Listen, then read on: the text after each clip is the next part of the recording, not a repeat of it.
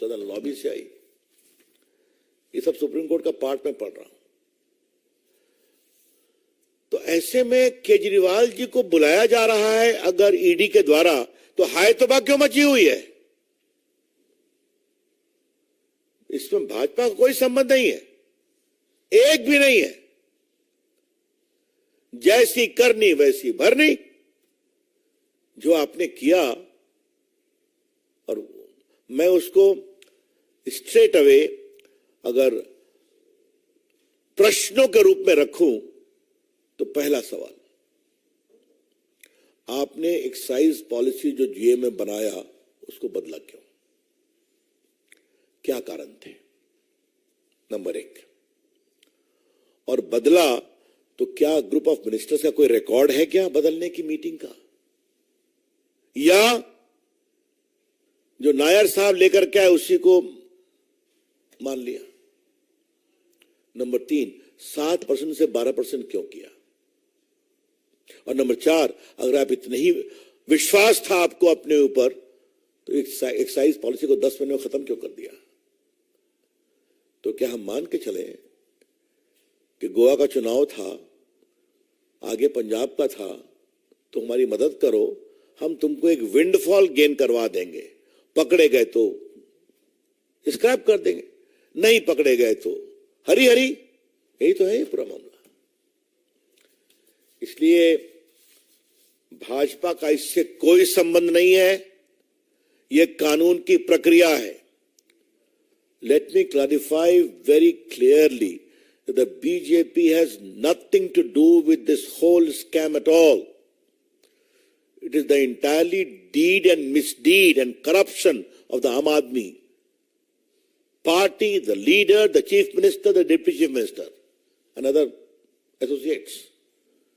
तो अगर वो कानून अपनी प्रक्रिया कर रहा है, जो कोर्ट तक, सुप्रीम कोर्ट तक फिल्टर हो रहा है, तो उस प्रक्रिया में अगर उनको समन किया गया, जो, और याद करिए कि केजरीवाल जी सीबीआई के सामने पेश हो चुके हैं, शायद अप्रैल में गए थे जहां तक मुझे याद आता है। आप अभी जाइए, अपनी बात कहिए। तो चूंकि कल शाम से एक राग दरबारी बज रहा है कि भाजपा आम आदमी को खत्म करना चाहती है, तो हमें लगा कि इसका स्पष्टीकरण जरूरी है। मित्रों, मुझे एक अंतिम बात कहनी है। हम लोग सभी अपने स्टूडेंट लाइफ से एक्टिविस्ट रहे हैं। आम आदमी पार्टी एक बहुत ही आशा के साथ हिंदुस्तान के राजनीतिक क्षेत्र पर आई थी ना। स्वयं बाबा थे उनके साथ, कई नॉन पॉलिटिकल लोग जुड़े थे उनके साथ। ये ईमानदारी का सर्टिफिकेट सबको देते थे, और इनके बाबा, हम सब इनका सम्मान करते हैं, वो तो विड्रॉ कर गए। आज एक बड़ा सवाल मुझे उठाना है, और ये बहुत गंभीर सवाल है। सारे इनके सहयोगी जो आंदोलन में साथ थे, इनसे अलग क्यों हुए? चाहे वो अपनी बेदी जी हों, या कई फिल्म स्टार्स हों, अनुपम खेर हों, फिर हमारे प्रशांत भूषण हों, योगेंद्र यादव हों, या साजिया इल्मी हो, इन सबों ने साथ संघर्ष किया था ना। आशुतोष जी पत्रकार हों, सब क्यों खट्टे चले गए? क्या हुआ? उनकी हर बात का मैं समर्थन नहीं कर रहा हूं, लेकिन ये सवाल उठाऊंगा कि पूरे देश में लोगों को भ्रष्टाचार का सर्टिफिकेट देने वाले और कार्रवाई की मांग करने वाले, उन्होंने जिस तरीके से पार्टी को कब्जा किया, यह उनका विषय है। लेकिन आज आपका अपराध हो रहा है तो आप कह रहे हैं कि सब झूठा है। आम Aadmi party has been the biggest letdown in the political history of India. आम आदमी पार्टी ने देश के लोकतंत्र में एक जबरदस्त, मैं क्या कहूं, जनता को धोखा देने का काम किया है। कहा कुछ और, निकले कुछ और। यह है इनकी सच्चाई। That's all, friends, from my side. Open to questions. Kamlesh ji.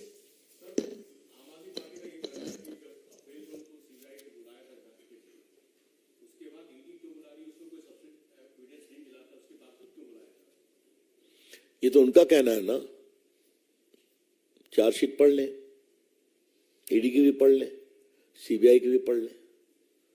और मैंने तो कहा, वो पूरा आपको दिखाया था आज का अखबार जो छपा है ना पूरा, क्यों कहा गया he is my man, talk to him.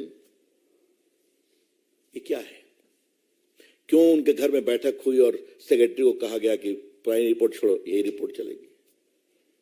सच्चाई है। Devendra Parashar, India TV. वो लास्ट में करेंगे जरूर। ठाकुर रविंद्र सिंह, जी news.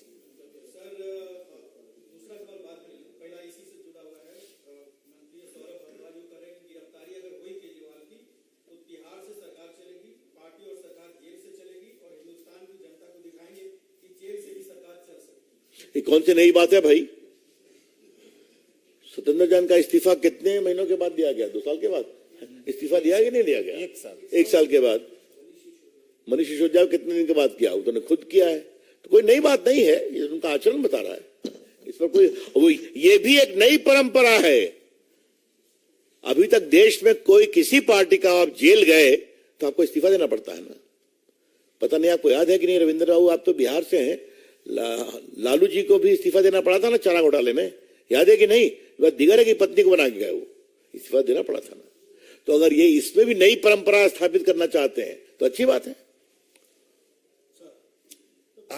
Since yesterday the news came out that Arvind Kejriwal is being summoned by the ED, we have seen Aam Aadmi Party leaders coming out and they're saying that because BJP is scared they are doing this. Now they're also saying that it's not about the investigation. On second, Arvind Kejriwal will be arrested by Enforcement Directorate and that is why he's being called. Atishi did a press conference, the leaders are saying this.